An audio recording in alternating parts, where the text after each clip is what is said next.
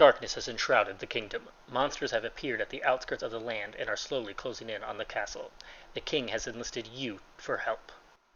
Will you follow the path of light and save the kingdom, or will you succumb to the dark and seize the opportunity to usurp the throne? In Into the Dark, 2 to 4 players prepare themselves to defeat monsters attacking the kingdom by gathering supplies, purchasing equipment, listening to rumors of powerful monsters, and obtaining loot that the monsters drop when defeated. Gameplay occurs over several rounds. Each round starts with players drawing rumor tiles from their bag to create their own dungeon that they must explore at the end of the round. Dungeons are filled with monsters that, when defeated, drop loot cards.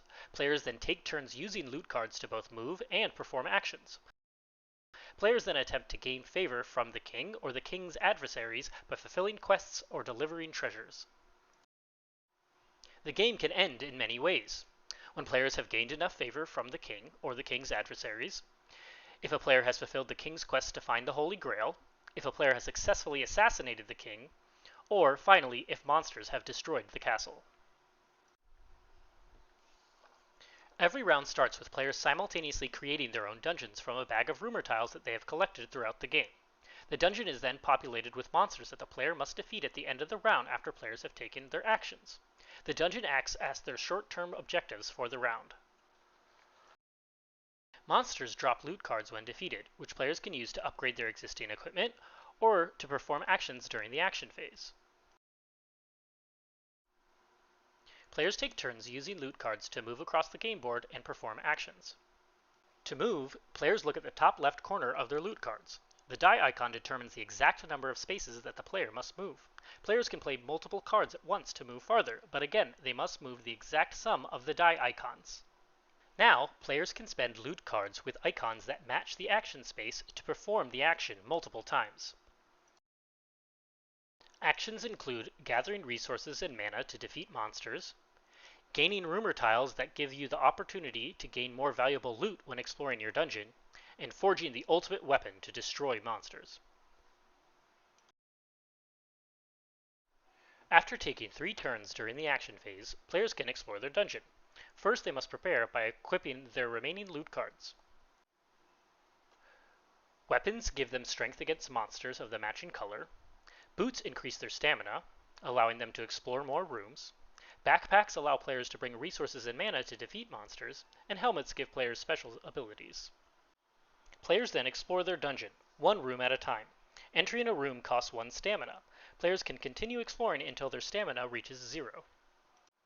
Players defeat monsters with weapons that have a strength value equal to or higher than the monster's strength.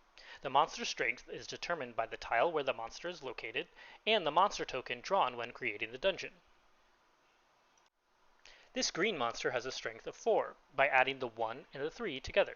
The player's green weapons have a strength of 4, meaning the player defeats the monster, earning 1 silver loot, 1 wood, and the monster's pelt at the end of the dungeon phase.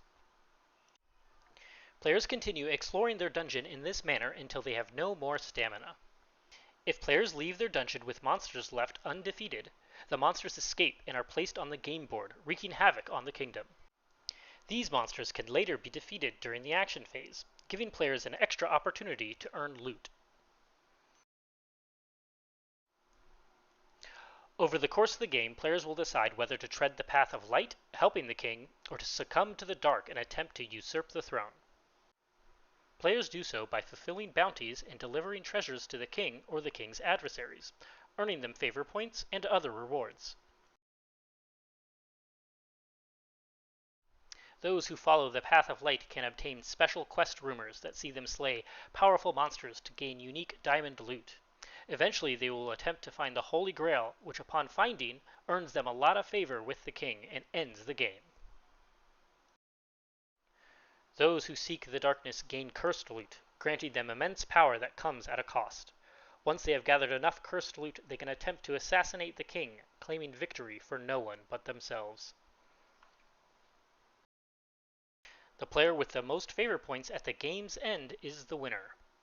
Thank you for watching.